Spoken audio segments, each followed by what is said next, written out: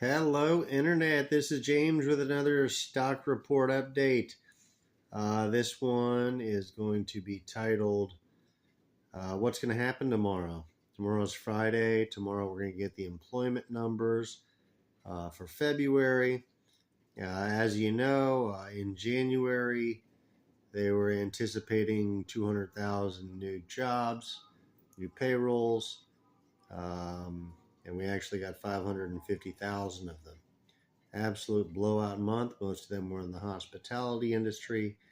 Most of them got paid more. There was an average of a 3% rate hike that came along with these jobs. So there's two different ways to look at tomorrow's jobs numbers. Number one, let's talk about if it's another blowout month. I don't see any good reason why this would have just ended on January 31st. Probably this hiring craze probably trickled into February. Let's assume that it did. And let's just say we get the same kind of numbers, 500,000. Observation number one, the economy is doing great. This is a sign of stability. It's a sign of more people working. It's a sign of higher GDP, more spending, more people with money, more people with jobs. And all of that is inflationary and is actually going in the opposite direction of where Jerome Powell, the Fed chairman, is hoping for it to go.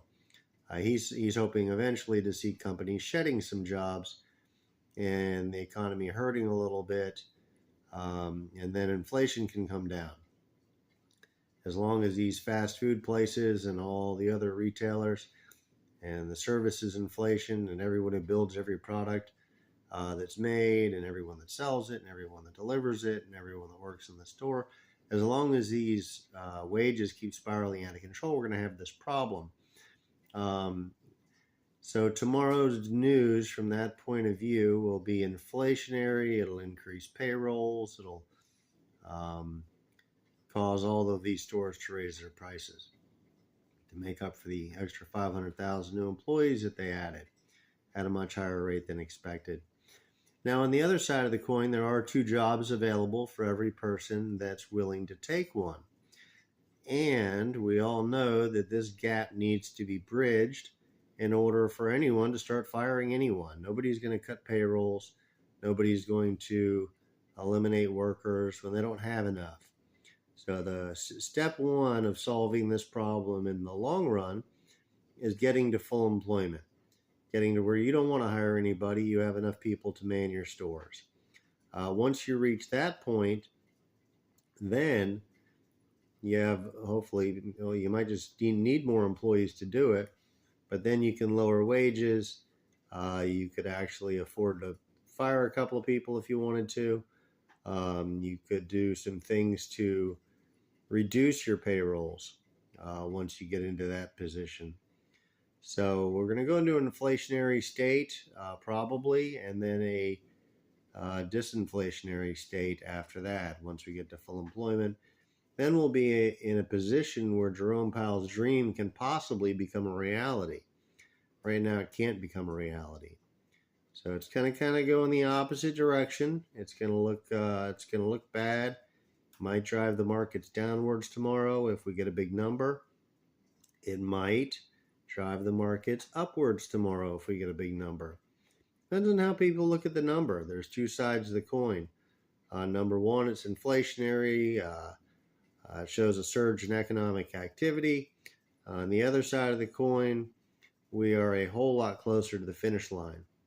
Once this 2-to-1 ratio has been erased, I think it's like 5 million jobs out there that need to be filled to get that to be erased. And we'll be at a point where Jerome Powell will be a lot closer to being able to control something with the services sector by raising interest rates. Right now, he's really not in control of it. The heavy demand on workers and the lack of workers is causing wage inflation. They have to continually pay more and more. When they're full, keep in mind, if this is a big number, they won't have to pay everybody.